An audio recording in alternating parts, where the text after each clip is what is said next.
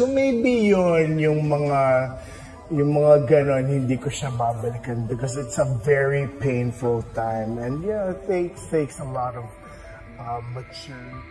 Ibinahagi ni Showbiz Insider OG Diaz ang kanyang nasagap umano na bagong balita mula sa Viva, tungkol sa rumored couple na sina Sian Lim at Iris Lee. Noong 2022 pa pala nagsimula yung kay Iris Lee at Sian Lim na pagkakamabutihan. So hindi raw alam ng mga netizens kung sila na ba or magkaibigan lamang noong panahon na iniwan ni Sian si Kim, or getting to know each other lamang sila, or something was happening na. Nagsimulang nag-ingay ang pangalan ni Iris Lee bilang bagong babaeng nagpapatibok sa puso ni Sian noong nagdaang Disyembre lamang. Matatanda ang kamakailan lang, ay nakita raw ng ilang Pilipino na magkasama sa Thailand ang dalawa, at magkahawak kamay pa. Samantala, totoo nga kaya ang chika ng social media personality na si Sian Gaza, tungkol sa kanyang katukayo na si Sian Lim. Sa kanyang Facebook post nitong Martes, March 26, isang pasabog ang ibinunyag ng self-proclaimed, pambansang Marites na lalaki, tungkol sa dating jowa ng kapamilya actress na si Kim Chiu. Chika ni Sian, matagal na raw magkasama sa iisang bahay ang kapuso actor, at ang producer na si Iris Lee. Dagdag pa niya, nangyayari raw ito kahit in a relationship pa siya sa It's Showtime host na si Kim. Nag-live-in na sila ni Iris Lee, habang jowa pa niya si Kim Chiu, confirm, say ni Sian Gaza. Samantala, maliban sa usap-usapan sa pakikipag-live-in ni Sian kay Iris Lee, ay kumalat din ang balitang nagpakasal na ang dalawa sa New York. Narito at pakinggan po natin ang talakayan ni Christy Fermin.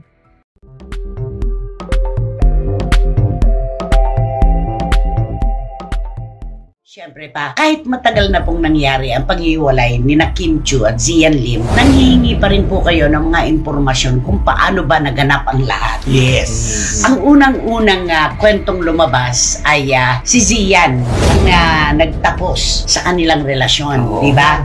Siya ang tumapos. Akala ka ba mutual decision ito? Yun na nga, yun naman ang sinasabi ng kampo naman ni Kim Chiu. Ang sabi, hindi raw po pwede na si Sian lang ang magdesisyon. Mutual daw yon, yun ang sabi nila. Pero ang kwento nga, di ba, ayon na rin kay OG Diaz, di ba, ayon sa kanyang source, nagpaluto pa ng steak, di ba? At habang kumakain sila, ay sinabi ni Sian Lim na, tapusin na natin ang relasyong ito, total naman, hindi rin naman ako gusto ng pamilya mo. Ganon? Agad-agad? Oo, ganon. Parang napakasakit naman yun. Sobrang sakit nun. Oo, sobrang sakit nun. Pero after 12 years, at saka nalaman ni Sian na ayaw sa kanya ng pamilya ni Kim. Ang tagal! Ano to? Pagsamantalang huminto, ang oras, ang araw, ang buwan at taon, saka lang niya naramdaman na ayaw sa kanya ng pamilya ni Kim. O ginawa niya na lang dahilan ito para matapos ang relasyon. Dahil kung talagang sinusuri niya ang kanilang relasyon ni Kim, malalaman niya na bukod sa pamilya, ayaw din ng mga tagahanga ni Kim sa kanya. Di ba? Perfect! So ano ba? Pero bakit yun ang pinuntirya niya na ayaw sa kanya? Dapat di ba na kung ikaw, mahal mo ang isang tao, kahit na ayaw ka lang nakapaligid sa kanya, basta gusto mo siya, itaglalaban mo. Yun dapat. At dapat sa isang relasyon, kunwari, karelasyon kita, o ikaw, dapat lahat ng mga mahal mo sa buhay, mamahalin ko rin. Ganun yun, respetuhan yan, di ba? So ano masasabi mo sa nangyaring ito? Di ba para bang sabihin mo, di ba, yung isang babae, di ba, pagka may anak siya, pag gusto mo yung babae, pati yung anak niya, mamahalin mo. Tama. Extension ang tawag sa ganon. Kaya itong kay Sian, parang hindi naman maganda yung mga sinasabi niyang ganyan. Parang si Kim lang ang kanyang mahal. O baka nga, ang pinakamatindi, baka sarili lang niya ang mahal. Ay, ayun na. Yan ang lumalabas na talaga sa kwento, na talagang sarili niya lang ang iniisip niya. Alam mo, may alam akong kwentong ganyan. Actress po ito. Ganito din ang nangyari. Ang karelasyon niya ay isang kilalang politiko. Matagal na sila na magkarelasyon at may anak pa nga. May anak pa. Isang araw, nag-usap sila. Magkita tayo sa ganitong araw, sa ganitong restaurant ng ganitong oras. So, parang Kim at Sian, last last dinner, last supper. Parang ganon. Nung nag-uusap na sila, kwentuhan. Yung politiko ang nagsabi doon sa actress na tapusin na natin ang relasyon ito. Natural yung actress, hindi niya malaman ang gagawin. Hindi niya alam kung iiyak ba siya, hahagulgol, ano ba ang kanyang... matutuwa siya, di ba? Bakit siya matutuwa? Hindi siya ibig sabihin kasi, di ba, matutuwa siya sa ginawa ng lalaki. Bakit siya matutuwa nakikipaghiwalay? Hindi kasi ibig sabihin, siyempre yung actress baka may ibang ano kaya... may insinuasyon. Okay, may dahilan. May dahilan. Pagkakataon na ito, ganon. So, anong nangyari, nung gabi rin yun, naghiwalay yung kilalang politiko at saka yung actress. Kilalang actress ito Nung bumababa na sila doon sa lugar kung saan sila kumain, parang walang ulo daw siya na bumababa, sabi ng babae. Nakauwi siya nang hindi niya nalalaman. Parang nakalutang siya. Kasi nga naman, di ba? Ikaw ang sinabihan ng boyfriend mo. At saka iba kasi yung pakiramdam na yung lalaki ang nagbe-break sa'yo. Oo, napakasakit nun. Todo-todo yon. Yung sakit na yon. Ang initials ng babae, AM. AM. Ayan na, nagka-type na sila. Pang-umaga yun. AM. Pang-umaga lang siya. Kasi pag panggabi, Iba naman. Ano? Di ba panggabi, di ba, PM ba yun? Di ba? Pero alam mo, yung PM na sinabi mo, P nga ang start ang initials ng lalaki. Ay! Pasok! Pasok ba yan? Alam mo ba kung ano yung apelyido niya? Parang, yung parang Chinese mong film. Hindi. Basta nangyari yun sa kanila. Kaya parang naalala ko, dahil dito sa sitwasyon ni Kim at ni Zian. Diba? Kaya... Nakakalungkot dahil si Zian after 12 years at saka lang niya naramdaman na ayaw pala sa kanya ng pamilya ni Kim, di ba? Na para siyang cowboy, na takot sa kanyang mga kabayo, di ba? Alam mo, feeling ko lang nagdadahilan lang kasi di ba si Kim may mga hugot na titigil lang ako kasi hindi na ako kinakausap. Di ba? Yun yung sinasabi niya sa TV show na hindi siya nagpaparamdam, hindi siya ako nakausap. At saka kapag mahal mo, hindi mo sasaktan. Ayun. Yun ang sabi niya, di ba? Alam mo, nakakalungkot na yung mga batang paslit, kapag takot sa multo, mauunawaan natin yan Mga bata kasi laging sinasabi na matatanda, kumain ka, matulog ka na maaga, kung di, kukunin ka ni Kamumo. Di ba? Si Kamumo, may multo. Pero yung may edad na, tapos takot ka pa rin sa sarili mong multo, mahirap ipaliwanag yun. Di ba? Na hindi mo kayang harapin ang problema at dadaanin mo sa ganyan. Di ba? Pero ano kaya talagang tunay na dahilan? Kasi panay hearsay lang ito.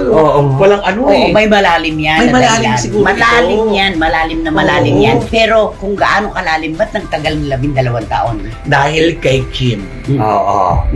Matyaga, mapagmahal. At diba sabi niya pag nagmahal siya, todo ako, para wala akong magsisisihan. Totoo yun. Nandyan na rin lang, sabi niya, ba't hindi mo pa ibibigay?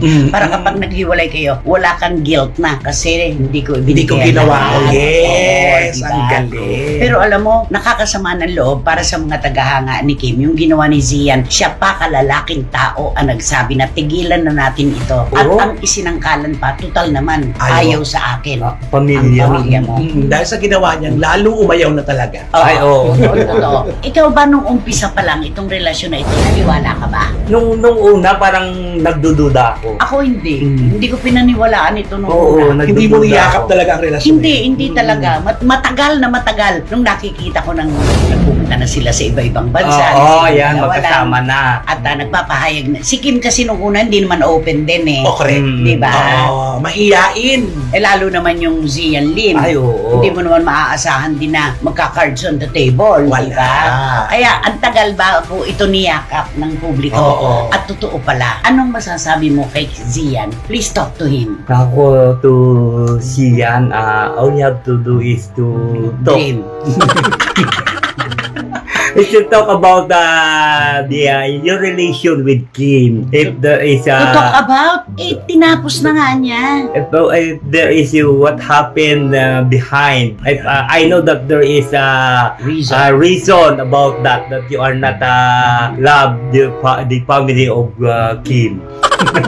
Baligtad that you are Hindi na yung pamilya ni Kim ang ano. At kay Kim naman, ano ang mensahe mo?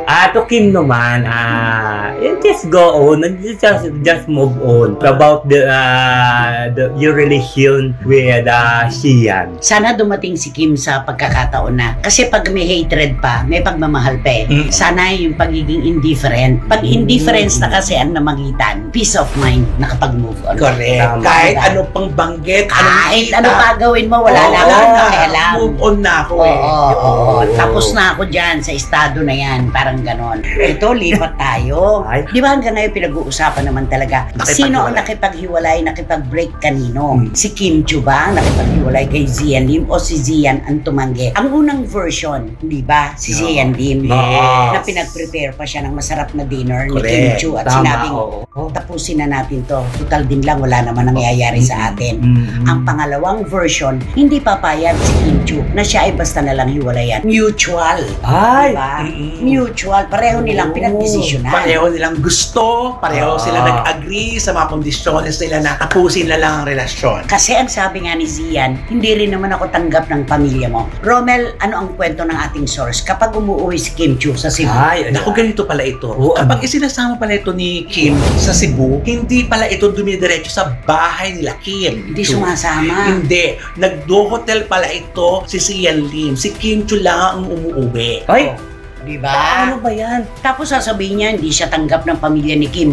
Siya dapat ang naglalapit ng kanyang sarili sa mga kapatid ni Kim. Siya ang gumagawa ng Ay. paraan kasi Yes. siya yung may gusto. Dapat nililigawan niya yung mag-anak ni Kim. Kung Tama, sino ang oo mga nga. mahal ni Kim Chiu, dapat ay meron din siyang extension ng pagmamahal. Concern Sa mga kaibigan, Yes. kapamilya, mga tagahanga. effort. Kung ikaw ang naglalayo ng sarili mo, talagang di ka magugustuhan, Oo, di ba? at saka siyempre, bago sila pumunta doon, di siyempre tatawag si Kim doon sa pamilya niya. Sasabihin, Mami, darating Wala na kami." si Mami. Wala na. Pumanaw na.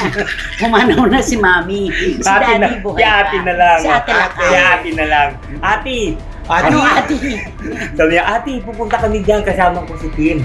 Ano kasama ko si Kim? Kasama ko si Sian, di ba? Di siyempre pagdating doon, maghahanda naman yung mga Oo. Siyempre, alam naman yung mga taga Cebu, magaling mag-estima yan. Ay, oo. Oo, siyempre, paghahandaan siguro sabihin, total, hindi pa naman kayong magka-asawa, maghiwalay muna kayo ng kwarto. Di siyempre, hindi sabihin natin, doon na lang si Sian matulog sa ganito. Sa itaas. O sa ganon, ganon. bubong. Oo, ganun ganyan. O doon naman si John na lang siya doon matulog sa sa servant's quarter. Uy, sobra ka naman. Yung pala pagdating doon, nakabook na pala siya sa mga paisa. Hindi siya sumasama pala. Ayon sa ating source, Hmm. talagang inilalayo niya ang kanyang sarili kay Kim. Kung tunay kang nagmamahal, mamahalin mo talaga dapat ang taong mahal ng mahal mo. Ay, correct. Oo Ano, naman. yayakapin mo. At saka kung tunay mong mahal, dapat kahit ano pa, harangan man ng sibat. Sibat, Yan, mananatiling tama. tapat. Di ba? Yun eh. Oo, tama. Kahit feeling mo hindi ka gusto, ilalaban ko to, magugustuhan din Oo, nila. at saka mananalo pa rin siya sa bandang huli. Yes. Dahil Oo maiisip ng mga nagmamahal kay Kim kung sino ang mahal ni Kim at kung saan siya maligaya, doon na rin kami. Dapat Diba? gano'n. Oo. Kaya pala pati dun sa mga pictures at mga video ni Kim Chiu doon sa pinatayo niyang bahay, Oo. wala rin si Zian ano. Oo, Dahil wala. andun kasi Wala, yung wala kapatid siya niya, mga doon. kaibigan. Sila lang ng Correct. ate niya. Diba? Oo. Wala, Nakaloka wala. talaga si Sian. Kahit nung magkasakit yung ate ni Kim, wala tayong nabasa na anuman ano. At saka wala silang banding together Wala, with the family. Oo, wala talaga. Oo. Ako man, ang pamilya ni Kim, inilalayo niya ang sarili niya. Alangan naman kami pa ang maghabol. Totoo. Ayun naman, babae yung amin, di ba? Dapat ikaw ang manuyo. Manliligaw. Correct. Diba, nagsisibak nga ng kahoy. Oo. Ay, Nag-iigib. oo. Diba? Totoo. Pero ito, kasi nga, di ba, may ugali nga si Sian na deadma. Mas gusto ni Zian, mag-abroad sila ni Kim. Oo, yun. Kung saan sila ayun. magpupuntang bansa. Silang dalawa lang. Silang dalawa lang, walang iba. Mm. Kita mo, walang kasamang kahit sino, di ba? Correct. Para masarili niya si Kim, wala siyang pakikisamahan kahit sino. Talaga na kay Zian pala ang problema. Oo, makasarili pala siya. Oo, kasi kung hindi, pwedeng kahit nag-iwalay sila, pero pag gusto ng pamilya, kaya nag-iwalay, wag, Oo. gusto namin si Oo. dapat may gano'n, di ba? Sila pa nakikipaglaban. Sila pa, oo, wag, mabuting tao Mabait siya, ramdam mo yun. yan. Pero hindi, nung sinabi ko wala, tama yung desisyon mo, siguro Oo, ganun. siguro lahat sinabi, ay nako, yes na yes. Oo. Alam mo, hindi naman niya kami minahal, hindi niya kami nirespeto. Yun yun. Ikaw lang ang mahal niya. Much better na wala na lang siya. We're happy for you, gumagano. Yes, Oo, nga. very much happy for you. Diba, ganon. Para sa iba pang karagdagang mga balita at impormasyon, ay huwag po nating kalimutang mag-like, share at comment sa video na ito, at huwag po rin nating kalimutang mag-subscribe to continue supporting us. Maraming salamat po sa inyong panonood, at naway tangkilikin po ninyo ang aming YouTube channel.